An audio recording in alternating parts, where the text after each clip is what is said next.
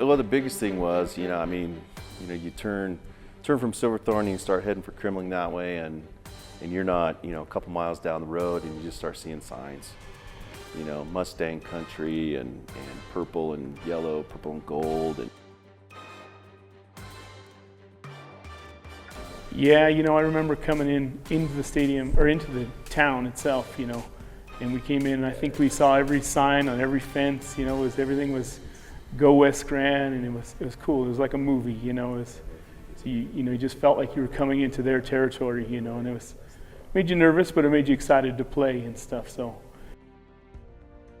I'm sure I was nervous and excited all at the same time, but knew we were traveling and it was going to be cold, so probably just thinking about staying warm.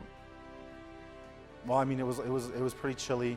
They didn't have stands. Everybody was on these tractor trailers with hay bales. I remember sitting in the locker room before the game up there in West Grand, and usually we're talking and kind of getting, giving each other a hard time, that kind of stuff. And it was dead silent. Everybody was just sitting there, and it wasn't because they were making us be silent. It was just eerie, calm, just, I don't know. even them, they didn't give us a chance.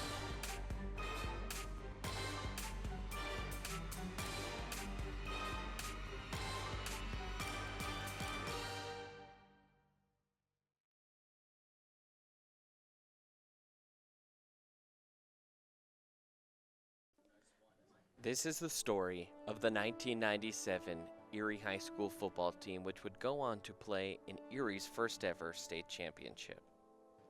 The Erie team came in with high expectations after a successful season the season before and had many key returning starters at important positions. And I think predominantly my role was just to do everything that I could or I needed to be a good example and to help the guys that were helping us do what we did, So I had the good fortune to play quarterback and safety on defense. I was a sophomore that year, and I actually didn't get to start because I started football late, but I played all the special teams and got in after starting, linebacker and center. I was a two-way starter, returning third-year starter. I was a junior on the team. There was a few seniors, about 3 or 4 of us that were kind of captains. I was in charge of the defense mostly, and then I was the running back for the team for a couple of years. So. At the helm for the Tigers was third-year head coach Larry Gartrell. After taking over for an 0-9 team, he led the Tigers from a 1-8 record in his first year as head coach to a semifinal appearance in his second year.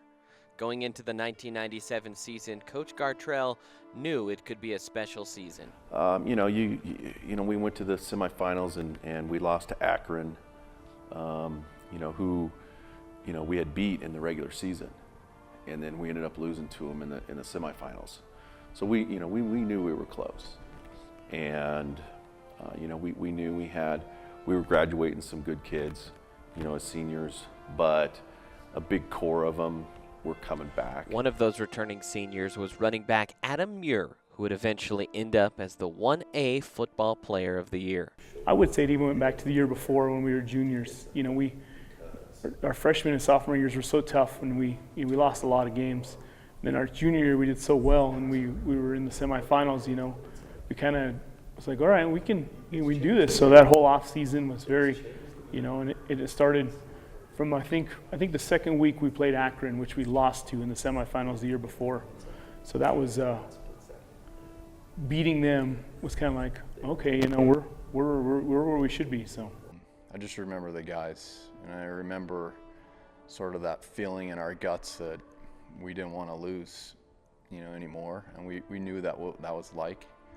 And in order for us to sort of set out to do what we planned to do, that we just needed to do anything it took to make it happen, and that meant to really bond as a team and to rely upon each other to do it, So it probably was, during or after every game, just looking around, seeing that resolve on the faces of each guy that gave me the confidence to know that we had something special.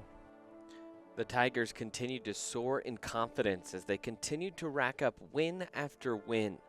But then came their toughest test of the regular season in Ray against a salty 2A squad. Ray was a classification above us, and Ray's on the Kansas border, and they had these farm boys, and they hit hard, and they really got after it. I think it kind of made us look at ourselves and realize we weren't that good, and we needed to keep working, get after it after that.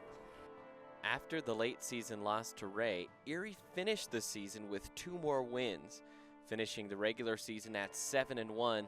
A 50-6 smackdown against Crowley County set up a tough second-round matchup with Lyman, in which the Tigers needed to reach into their bag of tricks to pull out the victory. We were playing Lyman, I think, in the game before the state championship, and we were losing. And there was a big joke about me. I had a hard time throwing the touch pass, right? Throw the long ball okay, mostly because Mark Cressman would run it down, whether it was a duck or not, and catch it. But it was, something that I was never really good at, the touch pass. Well, we call it a hook and ladder play, and something that we maybe worked on a few times, but the reality is something like that came together, and in my mind was pretty low. And so I just remember that play like for the one time in my life, threw a spiral to Mark Cressman, who catches it, pitches the ball to Matt Bichelle at the time, runs it for a touchdown, and we win the game. It was really close, kind of touch and go, and we were facing I think it was a 3rd and long situation, and my offensive coordinator's getting ready to call a play, and I just went over to him and I told him, hook and ladder. We've been practicing it, and we haven't run it yet. Now's the time. Let's do it. And he sent it in, and it's just one of those like right time, right place, maybe a little bit of luck, whatever, but everything came together, and I think it was a 60-yard touchdown hook and ladder pass, and really, gave us a score, and gave us the lead, and then we ended up, going from there. But that was a real game breaker for us in that game. So, and it's it's one of those that everybody remembers. Erie followed up an impressive win over Lyman with a dominating 20-2 win against Planteau Valley at home, which would set the stage for a championship game against a 1A powerhouse. In a lot of ways, we obviously had a lot of confidence, but we also got the opportunity to hear how amazingly great our opponent was, which I think just further sort of galvanized that gut feeling that we needed to dig in and do what we set out to do. Us leaving out of the school with, a police escort, and there's like 100 cars behind us, and they're all honking, and their windows are all painted up, and we caravanned all the way, I don't know how long it was, 3 hours or so to West Grand, and that was pretty cool. We knew who they were, and we knew how good they were, and how they've done in the past. So we were, I would say we were probably a little nervous. I remember sitting in the locker room before the game up there in West Grand, and usually we're talking and kind of getting, giving each other a hard time, that kind of stuff. And it was dead silent. Everybody was just sitting there. And I remember being in the locker room, and nobody said a word, not a word. We were just all quiet. And one of these coaches comes up to us. He goes, "I'm gonna have to get you guys fired up." The quietness in the locker room spread to the field as the Tigers had a quiet start to the game, going down 14-0 early to West Grand. We're down 14-0 after the first quarter. We're not down on ourselves, but we're kind of a little nervous, like, this team is good. We are, maybe we are in trouble, but we knew if we just stuck with it, we were going to be right there. And then I remember in the first quarter getting our butts handed to us is what I remember.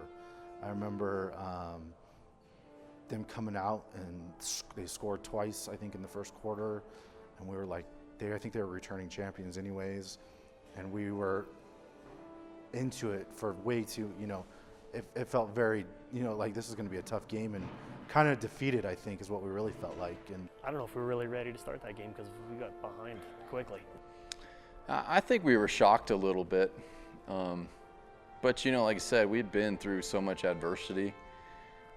It was never over for us. I'm sure they were ready to, bring out the band and start throwing around confetti. but it wasn't over for us. After finding themselves in a 14-point hole, the Tigers just needed one play to spark them back into the right direction. You know, one of our punt returns got returned for a touchdown, and that changed the whole tide of the game. And we hammered down the gas pedal and went on from there. And I was on that punt. I was only, I don't know, 5 or 6 feet behind Mark when I seen the ball bounce. I think I even yelled, "Go, get away!" And he grabbed it and took off running. We all took off with him. And only had to block 1 or 2 people. Nobody thought they were going to return it. They were all jogging by that point, thinking it was done. It was a short punt. And he picked it up and ran it back. And then from that point on, it seemed like everything just went our way. Went back out second half, and we scored whatever it was, another 28 points, and